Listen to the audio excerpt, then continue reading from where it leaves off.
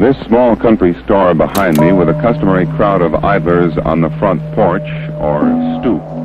Imagine a world where you have no control over your life. Your identity is chosen by other people, and if you speak out, you run the risk of being tortured. Well, that world was a reality for more than 40 years during Apartheid. Where natives are forced to live.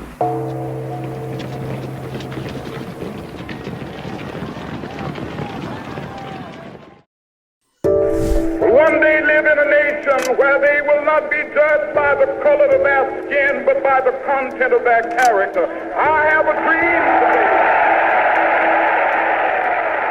today. While great strides were being made for equality in the US, not everywhere was finding such success.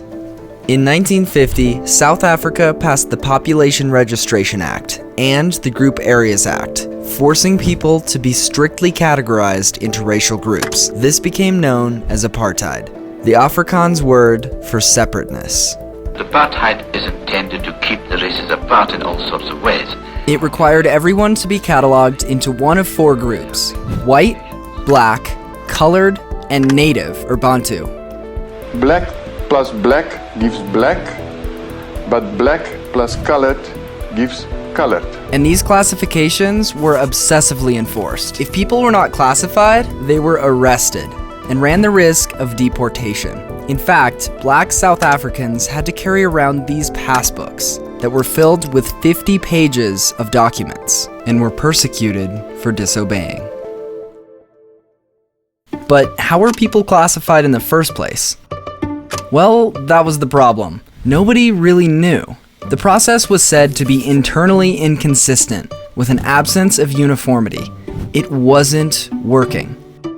No streamlined scientific method was used. Instead, your race was primarily determined from skin color, or with crude instruments like combs. One method they used to identify the difference between the black and colored races was called the pencil test, where they would literally put a pencil in a person's hair, have them bend over, and if the pencil stayed in their hair, they were black.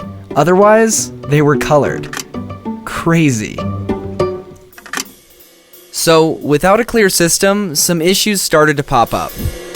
One example is Vic Wilkinson, a jazz musician, originally classified as white, reclassified as colored, then because of who he married and where he moved, he was reclassified 5 times. 5. And many others like Wilkinson were classified in a way they didn't want to be. In fact, 100,000 people applied for reclassification, but few were approved. And before they were, the waiting time for an appeal was often more than 14 months. And during that time, they were stuck in a dangerous limbo. Apartheid is a terrifying part of the world's history, but unfortunately, prejudice like that still happens every single day. We've grown up in a society that likes to hide its issues, pretend nothing is wrong, and acts like the system is never broken. But we're not in a utopia. People are treated poorly, discriminated against, and hurt every second. But sitting back, feeling guilty, and mourning will do nothing. Confront the problem head on. Realize that everyone is affected, and it's everyone's responsibility to do something. Get out there, spread awareness, and don't pretend that this society is perfect. Because if everyone recognizes and is trying to fix the same problem, real change can happen. So join me as we enter a better world. Thanks for watching.